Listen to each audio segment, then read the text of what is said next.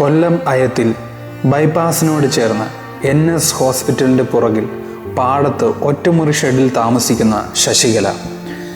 ജീവിത പ്രാരാബ്ദങ്ങളുടെ നടുവിൽ ഉണ്ടായിരുന്ന വീട് ജപ്തിയാകുകയും വീട്ടിൽ നിന്നിറങ്ങിയ ശശികലയ്ക്ക് വേറെ പോകാൻ നിവൃത്തിയില്ലാത്തതിനാൽ താൽക്കാലികമായി താമസിക്കുവാൻ മറ്റൊരാൾ കഴിഞ്ഞ നാളുകളിൽ കണ്ടെത്തിയ ഒരു ഒറ്റമുറി ഷെഡ് ക്രമീകരണം ചെയ്തു.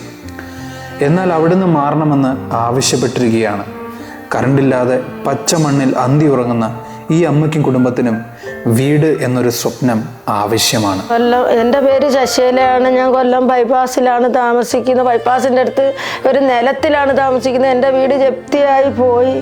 എനിക്ക് ഇച്ചിരി കിടക്കാൻ ഒരു ഇടം തന്ന് അവരതിപ്പം നില ഒഴിഞ്ഞു കൊടുക്കണമെന്നാണ് പറയുന്നത്.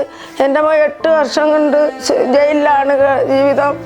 എൻ്റെ ഭർത്താവ് മദ്യപാനി. എനിക്കിങ്ങനെ ജീവിച്ചു പോകാനൊരു വഴിയുമില്ല. ഈ ഷെഡ് കറണ്ടില്ലാതെ കിടക്കുക. ഞാൻ തറയൊന്നും ഇട്ടിട്ടില്ല. അവിടുന്ന് ഇറങ്ങണമെന്നാണ് അവർ പറഞ്ഞിട്ടുള്ളത്. നിങ്ങളെല്ലാവരും കൂടി എനിക്ക് നല്ല സഹായം ചെയ്യണം.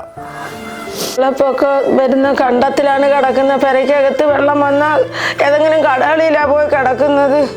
അതുകൊണ്ട് എനിക്കൊരു വീട്ടിനുള്ള സഹായം നിങ്ങളെല്ലാവരും കൂടെ ചെയ്തു തരണം. എനിക്കൊരു വഴിയും വേറെ ഇല്ല. നിങ്ങളെല്ലാവരും പ്രാർത്ഥിക്കുകയും വേണം.